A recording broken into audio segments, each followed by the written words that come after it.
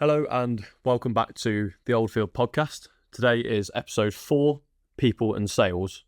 My name's Harry Cook. I'm a sales executive here at Oldfield Advisory, and I'm joined by Angus Brewer, who's consulting partner here at Oldfield Advisory.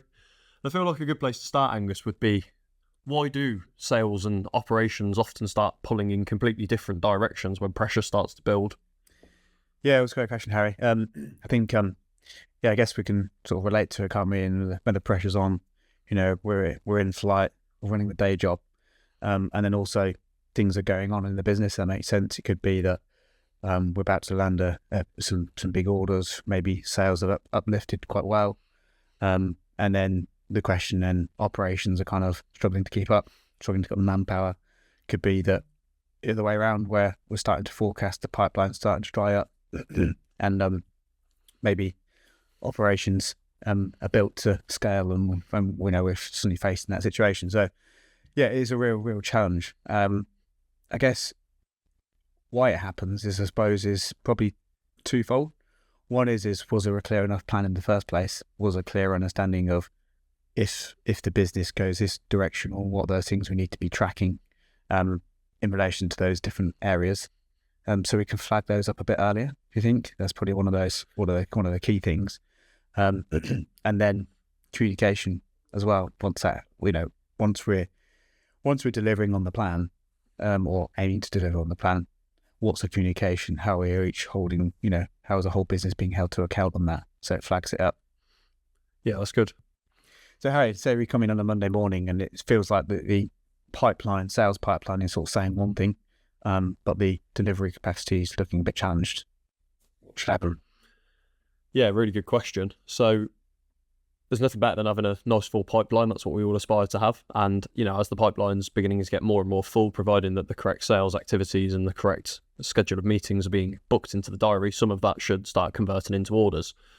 However, from an operational perspective, you need to be having regular scheduled touch points with operations and making sure, and it's absolutely imperative from a sales perspective, if I'm promising someone as a client that we can fulfill a service and we can do what we're saying we're going to do, that we actually have the operational capacity behind the scenes to fulfill that and do that, as to keep the customer happy, as to do the work that they need in a timely and effective manner. Definitely.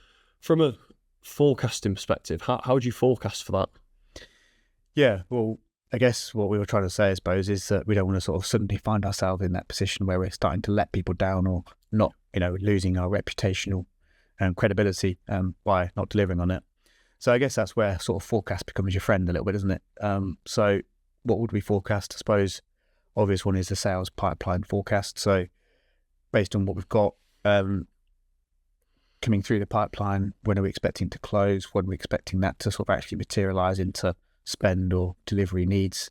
So I think whether if you're a transactional business, if you're forecasting to bring on a new account, a new customer, when is that likely to happen? And you're having some visibility of that. If you're a project-based business, when are those orders actually A, going to land, but B, more importantly, when they're going to need to be on site for, and what are the different stages, etc. And then from a operational, the sales pipeline very much feeds the operational then, doesn't it? Because then you say, okay, well, if all of those orders and there's new customers going to come on board, or a new project going to land in Q4, for example, have we got the capacity to do it? Is there going to be stretches in our design team, for example, if your projects, or is it going to be stretches in our warehouse? Do we need to bring on agency, temporary labour? Do we need to look at outsourcing? Do we need to look at flexing a bit to make sure we deliver? And because the main thing is we can't let these customers down. No, it's incredibly important. And I just had a sudden thought as to a live example from last year. Around the time of the budget, we had quite an influx of sort of inheritance tax forward planning work, and in terms of what we did to sort of mitigate any potential issues that could come up. Obviously, we had a nice full sales pipeline, which was great, but we were having sort of daily catch-ups with the tax team just to make sure that we actually had the operational capacity. And, from a sales perspective, we even started putting deadlines on when we needed work to be signed off by, to ensure that we could actually deliver on what we were promising, and get things fulfilled for pre-budget, whilst also ensuring that we were maintaining good relationships with our clients and, doing everything which we promised to do during the whole sort of sales process. Yeah, it's good. And I think along with that sort of forecasting, I think it also comes down to even a bit before the forecast, which is well, two things really. One is obviously having the plan in the first place. So in other words, if we're all clear on what the business plans are going to be for the next 12, 24, 3 years even, like where's the direction of travel, it helps to then break it down because you know what activities and what some of those things we need to be putting in place. I'm thinking particularly from a sales perspective. That then gives a cadence of metrics, KPIs. So in other words, what the sales team are doing today could be in some businesses what's building out for next year. So then if we're on track with those metrics, we kind of already know what direction of travel we're going in from an operational perspective into the next year, if that makes any sense. So it's then comes down to, do we have a plan?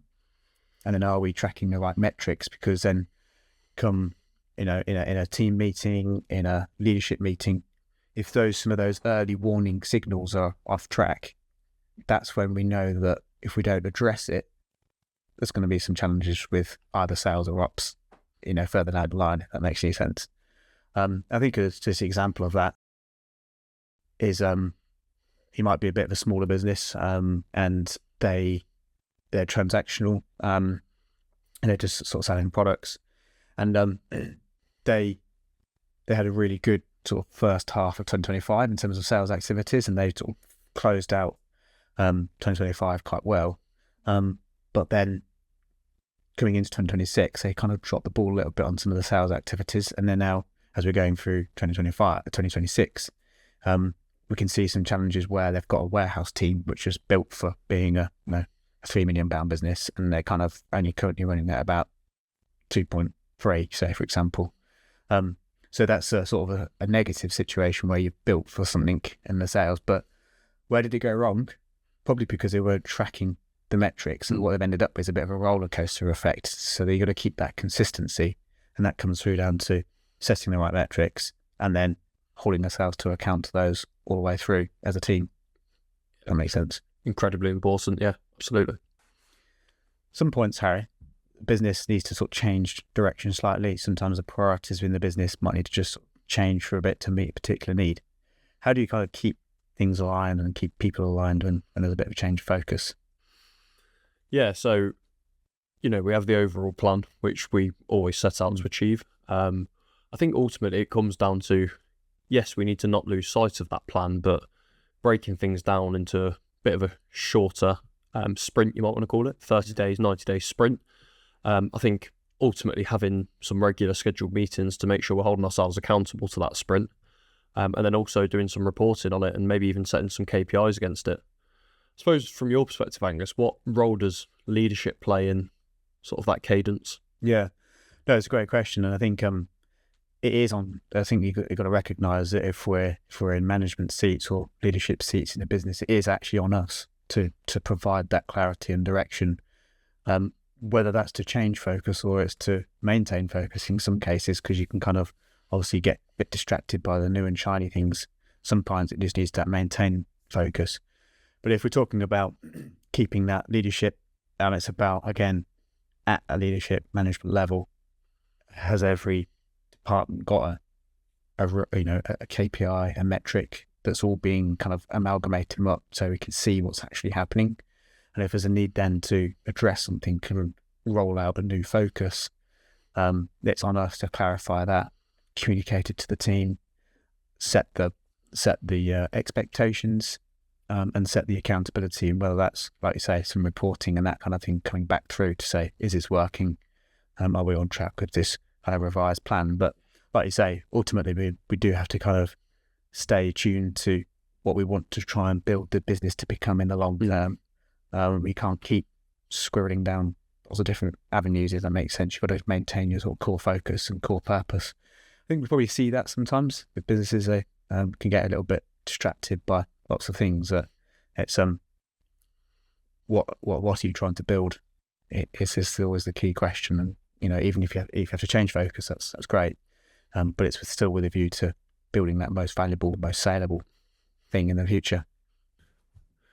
So, Angus, I feel like we've covered sales off quite well there.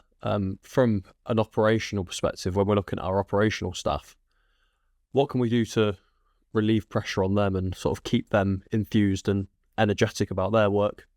Yeah, so I guess you meaning as we sort of going through the days and through the weeks, through the months, how do we keep that energy? I guess some practical things we've seen work in other businesses over many years. Things like some daily huddles, just get the team together. This is what we're going to be focusing on. This is the jobs for, what we need to try and achieve today. Celebrate the wins as well. So it might be a bit of a pressure point, maybe last couple of days of the end of the month, and everyone's pushing to get stuff out and get orders and then get the invoiced on the board. Get the bonuses flowing, etc. for the whole team, maybe. But ultimately, celebrate the wins. Might be a bit of an extra push, might be maybe a bit of extra hours if just get that piece over the line. But what are you going to do for them as a team? How are you going to celebrate, reward them for doing that? But then also just being mindful of people's capacity, because there is always going to be there's going to be a bit of a ceiling, isn't there?